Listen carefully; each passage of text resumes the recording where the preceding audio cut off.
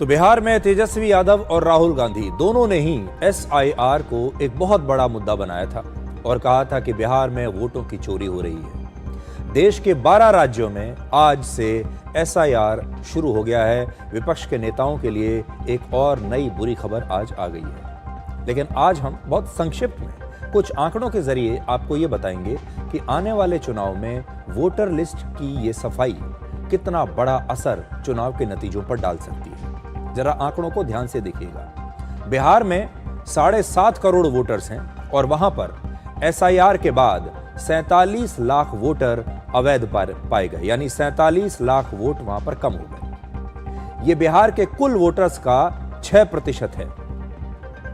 यह आप स्क्रीन पर देख लीजिए, 7.5 करोड़ वोटर्स हैं। SIR जब किया गया तो 47 लाख वोट अवैध पाए गए और यह 6% के आसपास है बिहार के कुल वोटर्स का।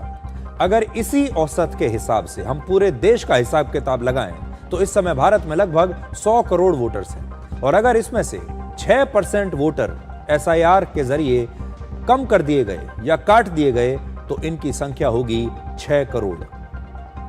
यानी अगर अगली बार जब लोकसभा चुनाव होगा तो लगभग 6 करोड़ वोट कम हो चुके होंगे भारत के टोटल वोटर्स में से। इसका असर क्या होगा? पिछले साल वर्ष 2024 में जो लोकसभा का चुनाव हुआ था, उस चुनाव में कांग्रेस पार्टी को लगभग 13 करोड़ 67 लाख वोट मिले थे। 13 करोड़ 67 लाख वोट कांग्रेस को मिले थे।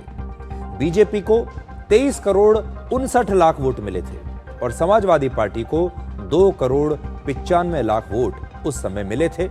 और अगर इस पूरे लोकसभा चुनाव से पूरे देश में बिहार की औसत को मानते हुए अगर 6 करोड़ वोट कम हो जाते हैं तो उसका असर क्या होगा, वो आप आज इस आंकड़े के जरिए उसका अंदाजा लगा सकते हैं। बिहार में अब सबको इंतजार है 14 नवंबर का, जब विधानसभा चुनाव के नतीजे आएंगे।